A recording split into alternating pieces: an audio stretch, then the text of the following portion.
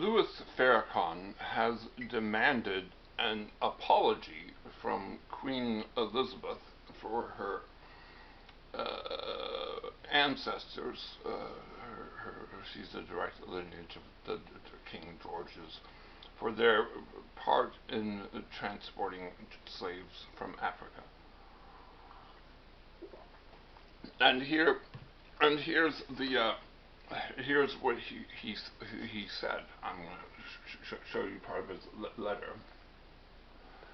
They, the crown, the kings, all those kings, they have waged cruel war against human nature itself, violating in most sacred rights of life, liberty, in the persons of a distant people who never offended the crown, that would be the Africans, captivating and carrying these people into slavery in another hemisphere, or to incur miserable death in their transportation thither. Well, if you've had Mr. Horn as a classroom teacher, you know that one of the things I do so well is lie. This is a complete lie. I made this up. I hope you recognize that this is, of course, not from Louis Farrakhan. This is what Thomas Jefferson said. That was one of the attacks on King George III in the Declaration of Independence. But of course, the Continental Congress said, Tom, this is not going to work because we believe in slavery, and you, in fact, yourself have slaves. But it's an interesting thought. But here's now the truth.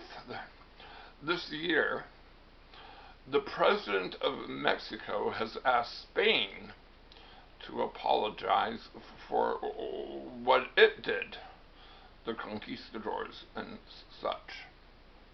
Oh, and the Pope. The Pope was involved in that business too, he says. And I just thought that seems weird. I thought it would not be a bad thing for African Americans to ask Queen Elizabeth for an apology, but that the Mexican president would ask Spain for an apology? The Spanish, by the way, said, I don't think so. That was a long time ago and not really our business. But my thought is, well, do the Aztecs have to apologize to someone? Because they did some nasty business also. And this all brings us, of course, to Columbus Day. Today is what used to be called Columbus Day. And I just wanted to talk a little about it because it was in 1892, the 400th anniversary of Christopher Columbus, that Columbus Day was so exciting, right?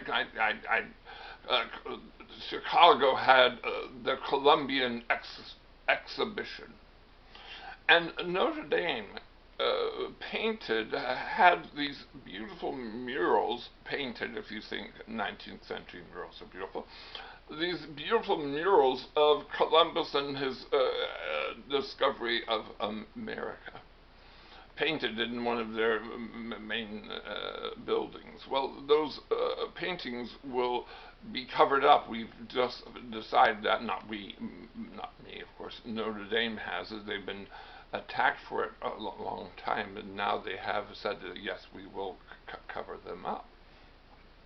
But it's interesting. They used to give a little pamphlet, a little brochure along when you walked in, and it explained why these murals were there. And I didn't know this information, so I'm going to share it with you. Again, this is actual true information. I'm not lying now. So in the 1890s, actually 1860s and 50s and 60s and 70s and 80s and 90s, all the way into the early 20th century, there was a tremendous anti-Catholic feeling. And so the Catholics, the Italians, the Irish, the Polish, all those people come into America, and they're looking for an American saint, someone that they can hold as the American that's like them, which is of course Catholic, and Christopher Columbus becomes that person. The Knights of Columbus are invented about this time, and Columbus becomes the Catholic American saint, right? We're American too. We have Columbus. Um, uh, Now, we've had some problems, and this is going to be probably inappropriate, but I'm going to do it anyway. I wanted to do a little skit. So, I am the Long Island medium, and I can't do a Long Island accent, I'm sorry. But you know, this is the woman who talks to the dead, and she's called forth Hiawatha, the spirit of Hiawatha. Again, I'm not going to do an Indian accent, that would be wrong also. So Hiawatha says, who has brought me from my happy hunting grounds? And she says, it's the Long Island medium. And he goes, oh, how's it going these days? She says, oh, it's going well, thank you. She said, I just thought I would tell you that you have a new holiday for your people. And he says, really, that's nice. What do they call it? And she says, Indigenous People Day. And he just looks at her and he says, do you all not have any sense of poetry? Indigenous People Day? Could you not come up with a better name? How about First Nation Day? That's what the Canadians call us, the First Nations. That would be nice. Indigenous People Day? He says, oh, as long as you've given us a new holiday. And she says, oh, it's actually not new, it's used holiday. And he says, what? Which holiday did you give us? And she goes, oh, we gave you Columbus Day. And he says, seriously, the guy brought pathogens and killed off 95% of these indigenous Americans.